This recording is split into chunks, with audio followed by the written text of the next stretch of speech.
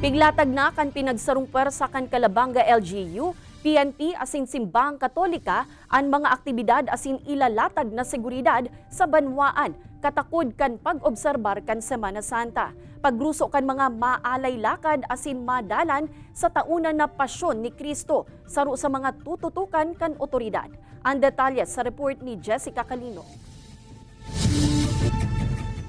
Ang kapilya na inikan amang hinulid sa Barangay Santa Salud, Calabanga, ang destinasyon kan alay lakad o penitential walk na pigigibo tuyong Huwebes Santo. Po yan yung kinsing mga istasyon. Sa satuya po na pag-alay lakad o penitential walk, dahil lang kita maglakaw, kundi agihan niya itong mga istasyon, punduhan niya ito asin magpamiti kita sa mga istasyon na iyan.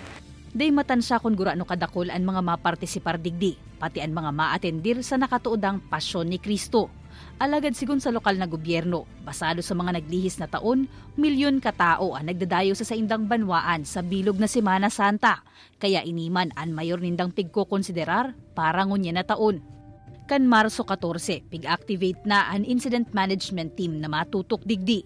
Asin saro sa mga dapat na antisiparan kan publiko ang road closure asin rerouting na mahigot na i-implementar kan mga otoridad pon Miyerkules Santo hasta alas 5 nin maagahon sa Biyernes Santo. Kung mapapansin niyo po kasi dyan, sa alay lakad, one way po, ang ginagawa ng yuyutong sila. So, it can cause traffic. Traffic at the same time, vehicular accident no, sa ibang motorista.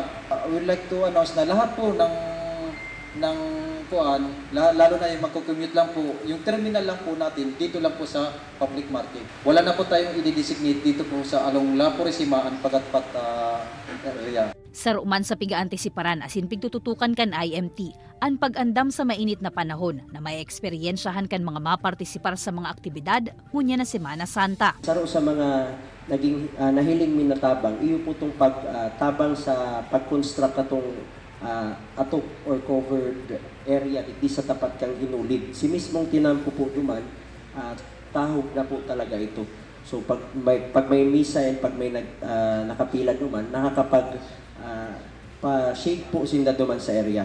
As far as kanaaman, iba na po yung mga stations na yan, ang mga munisipyo po, nagtatabang man po yung nagkatawin nila provide yung water rehydration, yung libre, iba man nagtitinda, iba man naglilibre. Unified Command System ang gagamiton kan IMT.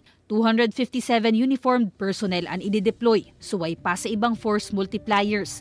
Pigpapakiulayan man ang mga motorista na magsunod sa rerouting plan sa apektadong mga aldaw. O kung mapupwede, amay ng mag-agi, nganing maibitaran na maabala sa saindang mga biyahe. Kaibanan si Carlo Abonita, Jessica Calinog, Balitang Bicolandia.